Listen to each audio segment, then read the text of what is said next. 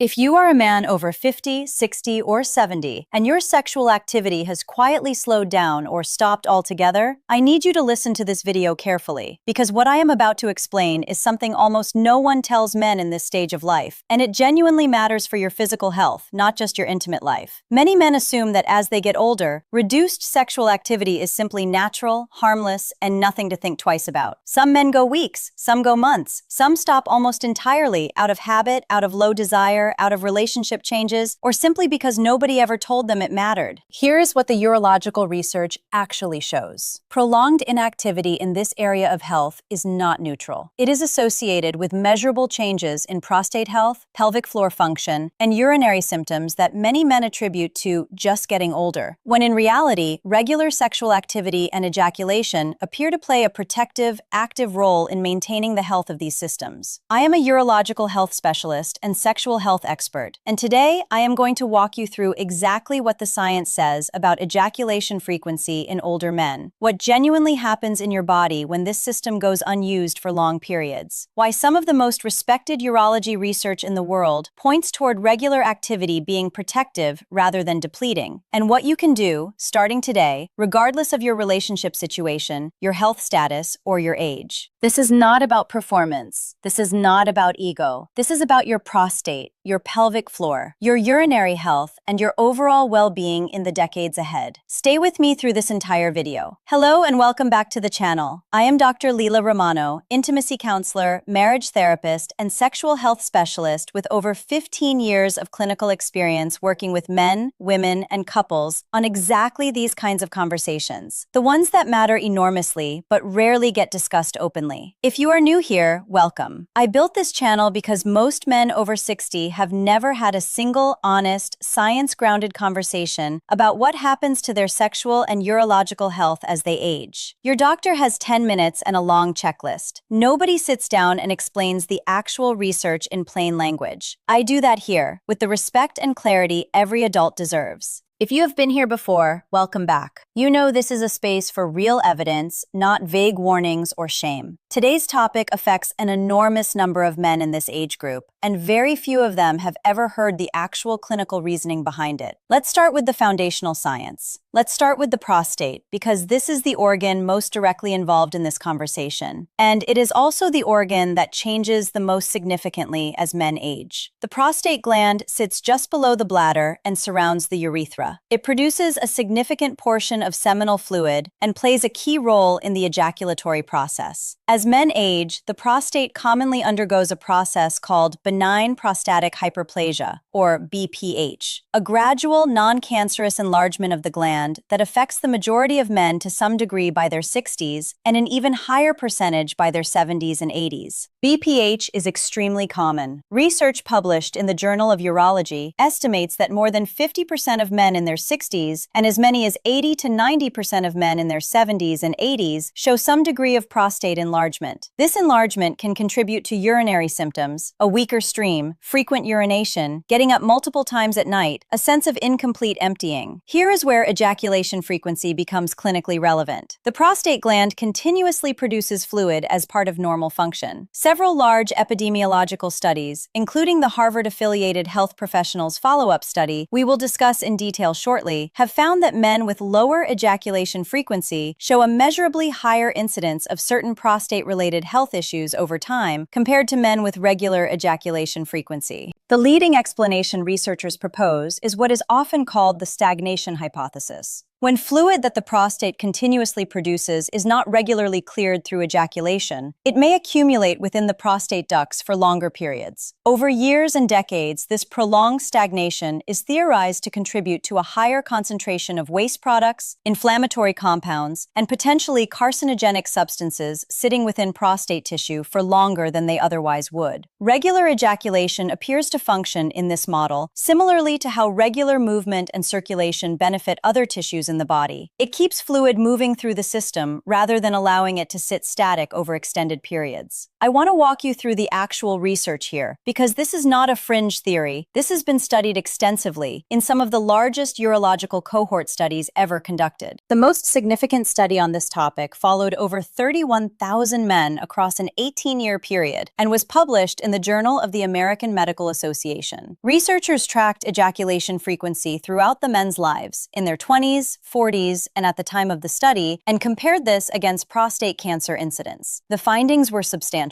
Men who reported ejaculating 21 or more times per month had a 31% lower risk of developing prostate cancer compared to men ejaculating only 4 to 7 times per month. This relationship held even after researchers statistically controlled for other variables including age, overall health, and additional lifestyle factors. This is important specifically for older men because the protective association was not limited to younger decades. The researchers found that ejaculation frequency later in life, not only frequency in a man's 20s, was independently associated with this protective effect. If you are an older man who has gone through an extended period, months, possibly longer, without ejaculation, this research is not meant to cause alarm about the past. It is meant to inform what you do moving forward. The research consistently shows that returning to and maintaining regular activity is associated with the same protective patterns observed in men with consistent frequency throughout their lives. This is not a window that closes. It is a pattern you can reestablish at any age. There is a second mechanism worth understanding clearly, particularly relevant for older men. The pelvic floor muscles, the same muscles involved in urinary control, bowel control, and ejaculatory function, require regular engagement to maintain tone and function, exactly like any other muscle group in the body. Ejaculation involves rhythmic, coordinated contractions of these pelvic floor muscles. Extended periods of inactivity can contribute to deconditioning of this muscle group over time, similarly to how any muscle weakens with prolonged disuse. Urologists frequently recommend pelvic floor engagement through regular sexual activity, masturbation, or dedicated pelvic floor exercises such as Kegels, specifically because this muscle group's health is directly tied to urinary continence, a significant concern for many men as they age. A study published in the British Journal of Urology International, examining pelvic floor muscle training in older men, found that men who engaged in regular pelvic floor activity, including through sexual activity, reported significantly better urinary control and reduced symptoms of urinary urgency compared to men with minimal pelvic floor engagement. There is a third dimension to this conversation that matters enormously for older men specifically: the relationship between sexual activity, blood flow, and vascular health. Erectile tissue requires regular blood flow to maintain its health and function, exactly like any other vascular tissue in the body. Research published in the Journal of Sexual Medicine has documented that prolonged absence of erections and sexual activity is associated with measurable changes in penile tissue oxygenation and a gradual reduction in smooth muscle content within erectile tissue over time, a process sometimes referred to clinically as venogenic erectile dysfunction. In simple terms, the erectile tissue, like other vascular tissue, benefits from regular use. Regular nocturnal erections, morning erections, and sexual activity all contribute to maintaining healthy oxygenation and tissue function in this area. Extended periods without any erectile activity, whether due to lack of partner, low desire, or simply going without, are associated with a higher likelihood of developing erectile difficulties over time, independent of other health factors. This is genuinely one of the most important and most under-communicated facts in men's urological health. It is not that infrequent activity causes immediate harm. It is that the tissue, like all tissue in the body, requires regular use to maintain optimal long-term function. This is precisely why many urologists now recommend that men recovering from prostate surgery engage in regular erectile activity, including with medical assistance if needed, specifically to preserve tissue health during recovery. Beyond the vascular dimension, ejaculation triggers a release of oxytocin and prolactin, hormones associated with bonding, relaxation,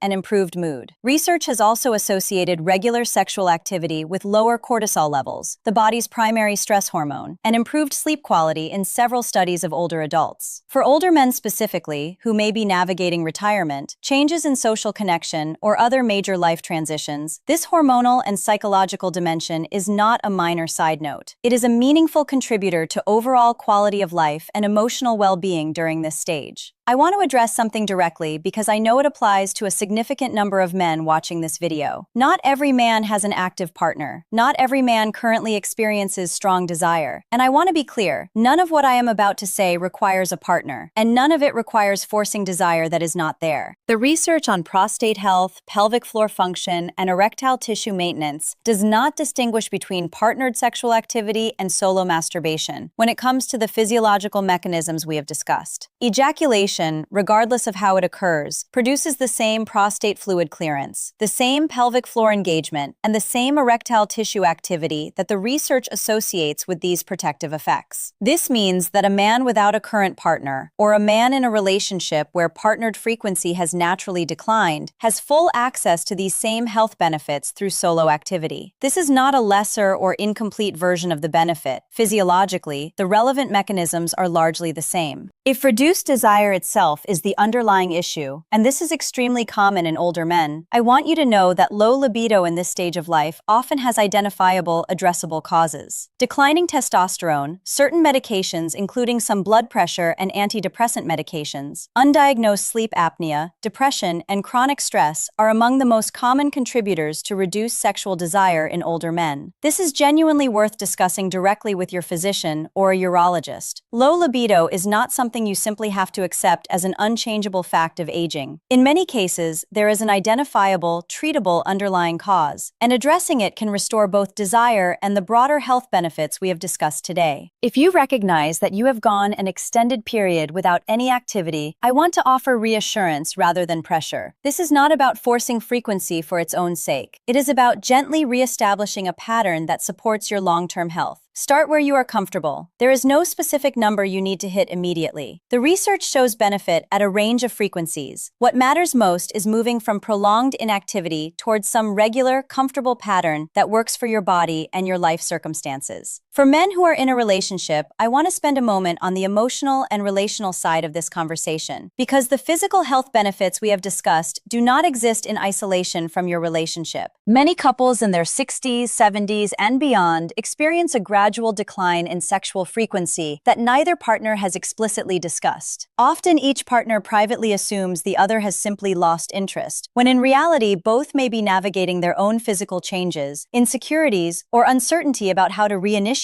something that has gone quiet for a long time. This silence is, in my clinical experience, far more damaging to a relationship than the actual change in frequency itself. I encourage every man in this situation to have an honest, gentle conversation with his partner, not framed as a complaint or a demand, but as an honest sharing of what you have learned and what you would like for your shared intimate life moving forward. Something as simple as, "I've been learning about how important this is for my health, and I'd love for us to find our way back to being intimate together, in whatever way feels comfortable for both of us," can open a conversation that has been quietly waiting to happen for a long time. Let me give you the clear, practical bottom line from everything we have covered today. Regular ejaculation, whether through partnered activity or solo, is associated in robust, large-scale research with a meaningfully lower risk of certain prostate health issues, including a 31% reduction in prostate cancer risk at higher frequencies in the largest study available on this topic. Regular activity also appears to support pelvic floor muscle function, which is directly tied to urinary continence, a significant concern for many older men. Regular erectile activity supports the ongoing vascular health of erectile tissue, helping to preserve function over the long term rather than allowing gradual tissue changes associated with prolonged inactivity. And the hormonal effects of regular activity, including oxytocin release and stress reduction, contribute meaningfully to mood and overall quality of life in this stage. If you do not currently have a partner, solo activity provides access to the same core physiological benefits. If low desire itself is the barrier, this is worth a direct conversation with your physician, as there are frequently identifiable and treatable underlying causes. And if you are in a relationship where frequency has quietly declined, an honest and gentle conversation with your partner may open more than you expect. This is not about pressure or performance. This is about understanding that this part of your health, like every other part, benefits from regular, gentle use, and that it is never too late to reestablish a healthy pattern. Let's Let's bring this all together. Today you learned why ejaculation frequency matters specifically for men in their 50s, 60s, 70s, and beyond. Not as a matter of performance or ego, but as a matter of measurable urological and vascular health. You learned about the stagnation hypothesis and the prostate research showing a substantial reduction in prostate cancer risk associated with regular activity. You learned how this connects to pelvic floor function and urinary continence, a concern for so many men in this stage of life. You learned why erectile tissue, like any vascular tissue, benefits from regular use. And you learned that these benefits are available to you whether or not you currently have a partner, and that low desire itself is often an addressable medical issue rather than an unchangeable fact of aging. Here's what I want you to take from this video above everything else. Your body, at this stage of your life, is not finished. It is not beyond benefit. The research is clear that reestablishing healthy patterns at any age, after any length of time, is associated with the same protective effects seen in men with lifelong consistency. This is not a door that is closed. It is a door that is still open today, whenever you choose to walk through it. If this video gave you something genuinely useful today, something you are going to think about differently starting now, please give it a like right now. It helps this information reach the men who quietly need to hear it. Subscribe if you are not already part of this community. I publish every week on men's health, sexual wellness, intimacy science, and the honest conversations that matter most in this stage of life. And leave me a comment. Tell me what questions this raised for you, or what you would like me to cover next. This channel exists because of conversations exactly like this one. Coming up next on this channel, what your morning erections actually tell you about your cardiovascular health. The truth about testosterone replacement therapy after 60, and the 5 lifestyle habits urologists say protect your prostate the most. Until next time, take care of your body, take care of your relationships, and remember, it is never too late to take care of yourself in every way that matters. I am Dr. Lila Romano. I will see you in the next one.